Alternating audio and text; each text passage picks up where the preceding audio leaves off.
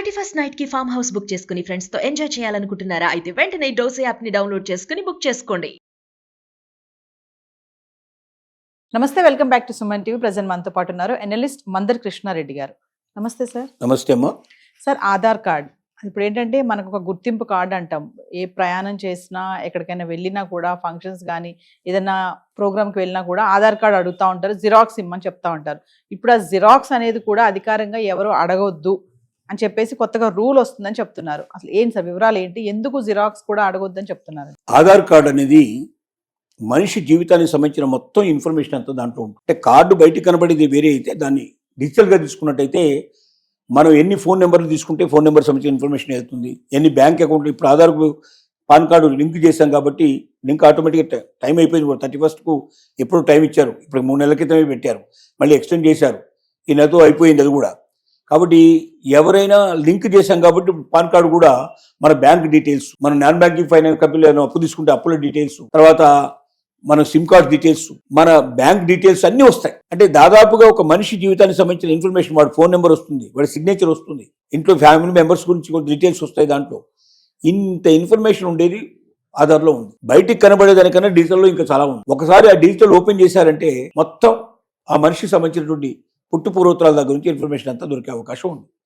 దీన్ని మిస్లీడ్ చేసేందుకు పాసిబిలిటీస్. ఇప్పటికే సోషల్ మీడియా లోపల ఒక ఫోటో దొరికితే చాలా ఫోటో ఆధారంగా దాన్ని ఎన్ని రకాల, ఎంత గబ్బు పట్టించాలో అంత గబ్బు పట్టించేస్తున్నారు, ఎంత డీప్ ఫ్రేక్ చేసేసి దాన్ని ఎన్ని రకాలుగా ఉపయోగించాలని రకాలుగా ఉపయోగించేసి సమస్యలు క్రియేట్ చేస్తున్నారు. నియర్ అండ్ డియర్ పీపుల్ అందరికీ పంపించేసేసి వాడి జీవితాన్ని బట్టబయలు చేసే ప్రయత్నం చేస్తూ ఉన్నారు. ఈ ఆధార్ సంబంధించినటువంటి జిరాక్స్లు కూడా ఇష్టం వచ్చినట్టుగా టకా ఎవడు అడిగితే వాడికి ఆధార్ ఇచ్చుకుంటూ పోతున్నాము. బ్యాంక్ వాడు అడుగుతాడు, అక్కడ అడుగుతాడు, ఇక్కడ అడుగుతాడు. కరెంటుకు అప్లై చేయాలన్నా, టెలిఫోన్కి అప్లై చేయాలన్నా, బ్యాంక్ అప్లై చేయాలన్నా, దేనికి అప్లై చేయాలన్నా ఆధార్ అనేది సమస్య చాలా ఈజీ అయిపోయింది. ఆధార్ టక్కుని ఇచ్చేస్తున్నాం.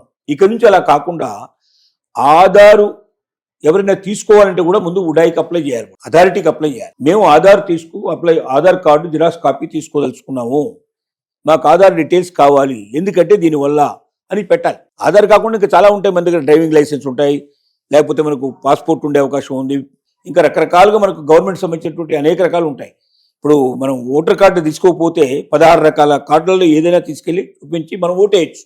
అలాగే ఆధార్ కార్డు కాకుండా వేరే వాటి లోపల ఇంత డీటెయిల్స్ ఉండవు. ఇప్పుడు మనం సపోజ్ డ్రైవింగ్ లైసెన్స్ ఇచ్చామనుకోండి, డ్రైవింగ్ లైసెన్స్లో పెద్ద వివరాలు ఏమి ఉండవు. దాని వెహికల్ సంబంధించిన డీటెయిల్స్ ఉంటాయి, డ్రైవర్కి సంబంధించిన ఎప్పటి నుంచి డ్రైవింగ్ తీసుకున్నా ఉంటాయి, అంత తప్ప దాంట్లో ఫోన్ సిగ్నేచర్ ఉండదు, ఇట్లాంటివన్నీ ఫోన్ నెంబర్కి ఇట్లా ఏమి ఉండవు, సులభంగా ఉంటుంది అది. కాబట్టి డ్రైవింగ్ లైసెన్స్ దాన్ని పెట్టుకోవచ్చు కదా. ఎందుకు నీకు ఆధారే కావాలి? ఆధార్ అడగడానికి కూడా అర్హత కావాలి. ఆధార్ అడగడానికి అర్హత కావాలి.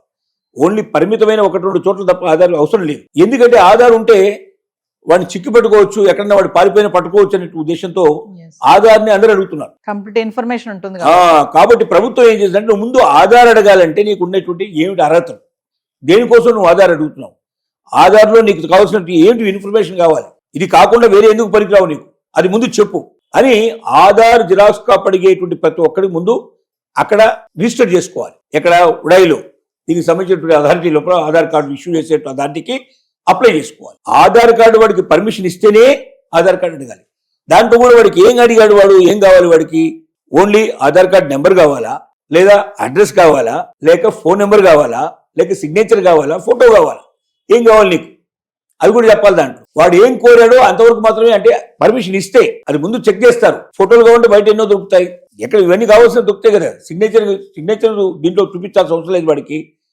వాడికి ఏం కావాలి, ఎందుకు అడుగుతున్నాడు దాన్ని ముందు పర్మిషన్ తీసుకొని అప్పుడు వాడు చెప్పాలి. వాడు అడిగింది మాత్రమే ఇచ్చినట్టుగా ఏర్పాటు చేస్తారు. డిజిటల్ సిస్టమ్ ఎట్లా తీసుకురాబోతున్నారంటే, వాడికి అడ్రస్ కావాలంటే అడ్రస్ మాత్రం ఇచ్చి ఏర్పాటు చేస్తున్నారు, వాడికి ఫోన్ నెంబర్ కావాలంటే ఫోన్ నెంబర్ ఇచ్చే అవకాశం ఉంటుంది. అంటే మొత్తం ఆధార్ వివరాలు రాకుండా చేస్తారు. ఆధార్ కార్డు నెంబర్ మాత్రమే కావాలంటే నెంబర్ వచ్చేట్టు చేస్తారు. అంటే ఇప్పుడు ఆధార్ మొత్తం టోటల్ ఇన్ఫర్మేషన్ వెళ్ళడం వల్ల వాడు ఒక వ్యక్తికి సంబంధించిన సంపూర్ణమైనటువంటి వ్యక్తిగత గోప్యత లేకుండా సమాచారాన్ని మొత్తం తీసుకొని రేపు పొద్దున బ్లాక్మెయిల్ చేసేందుకు అవకాశాలు ఉన్నాయి. కాబట్టి అలాంటి పరిస్థితుల్లోంచి తీసుకొచ్చి సుప్రీంకోర్టు కూడా జడ్జిమెంట్ ఇచ్చింది. వ్యక్తుల యొక్క పూర్తి ఇన్ఫర్మేషన్ ని ఎవరికి ఇవ్వడానికి ఎవరికి హక్కు లేదు, గోప్యత ఉండాలి. కాబట్టి ఆధార్ని అన్ని చోట్ల ఉపయోగించడానికి వీల్లేదు, ఆధార్ కార్డు అడగడానికి వీల్లేదు. ఇప్పుడు ఎలక్షన్ లోపల ఏం చేశారంటే, ఎలక్షన్కి సంబంధించిన మన ఓటింగ్ ఏదైతే ఓటర్ కార్డ్స్ ఉన్నాయో దీన్ని ఆధార్తో లింక్ చేస్తా అన్నారు.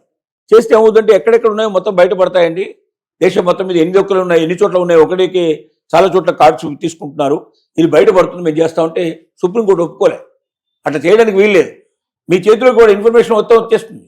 ఇంతమంది ఎలక్షన్లో పనిచేస్తున్నారు, వీళ్ళలో ఎవడైనా గోప్యం తీసిపోయి ఇంకోటికి అమ్ముకుంటే, ఇంకోటికి ఇచ్చుకుంటే రేపు పొద్దున్న దానివల్ల చాలా ప్రమాదాలు వస్తాయి కదా. అలాగే ఓటర్ కార్డు అంటే ప్రతి ఒక్కరికి ఉంటుంది, ప్రధానమంత్రి దగ్గర నుంచి మొదలు పెడితే పరమనిషి దాకా ప్రతి ఒక్కరికి ఉంటుంది. మరి వీళ్ళలో ఎవరి సమాచారం అయినా ఇంకోటి వెళ్ళిపోతే రేపు పొద్దున వాళ్ళని పట్టుకుంటే వాళ్ళకి ఏదైనా బ్లాక్మెయిల్ చేస్తే ఇబ్బందులు వస్తాయనే ఉద్దేశంతో ప్రభుత్వం చాలా క్లియర్గా ఉంది, సుప్రీంకోర్టు చాలా క్లియర్గా ఉంది. దానికి అనుగుణంగా ఇప్పుడు ఎవరైతే ఆధార్ కార్డు మనకి ఇష్యూ చేస్తున్నారో ఉదయ సంస్థ, వాళ్ళు ఇప్పుడు ఏం చేస్తున్నారంటే, మీకు ఎవరికి ఆధార్ కార్డు కావాలన్న జిరాక్స్ కాపీ ఉన్నా ముందు మాకు అప్లై చేయండి. ఎవరు మనం కాదు అప్లై చేయాల్సింది, కంపెనీ అప్లై చేయాలి. ఎవరైతే అడుగుతున్నారో వాడు అప్లై చేయాలి. వాడు పర్మిషన్ తీసుకున్నాకనే ఆధార్ కార్డు జిరాక్స్ కాపీ అడిగాడు. జిరాక్స్ కాపీ మాత్రం ఇవ్వడానికి లేదు, డిజిటల్ కాపీ ఇస్తారు. డిజిటల్ కాపీ సిస్టమ్ను మారుస్తున్నారు. అంటే ఆధార్ డిజిటల్లో మీకు ఒక వెబ్సైట్ ఇస్తారు, ఆ వెబ్సైట్లోకి వెళ్ళిపోయి మీరు చేస్తే మీకు ఓటీపీ వస్తుంది. మీ ఓటీపీ వచ్చిన తర్వాత మీరు ఏం చేస్తారు, అవతల వాడు ఏం అడిగాడో, ఎంత సమాచారం అడిగాడో ఆ సమాచారం సంబంధించిన ఇన్ఫర్మేషన్ మన దాంట్లో పెడితే అంతవరకు సమాచారం దాంట్లో పంపించేట్టుగా ఏర్పాటు చేస్తారు. ఇది రాబోతుంది. ఇది వస్తే చాలా వరకు జిరాక్స్ కాపీలు ఇవ్వడం అనేది మానేయాల్సిన పరిస్థితి ఏర్పడుతుంది. దీనికి ఆల్టర్నేటివ్ ఇంకేదైనా సిస్టమ్ తయారవుతుంది, వేరే ఇంకేదైనా డ్రైవింగ్ లైసెన్స్ మరొకటో ఇచ్చేటువంటి ఏర్పాటు జరుగుతుంది. Thank you sir.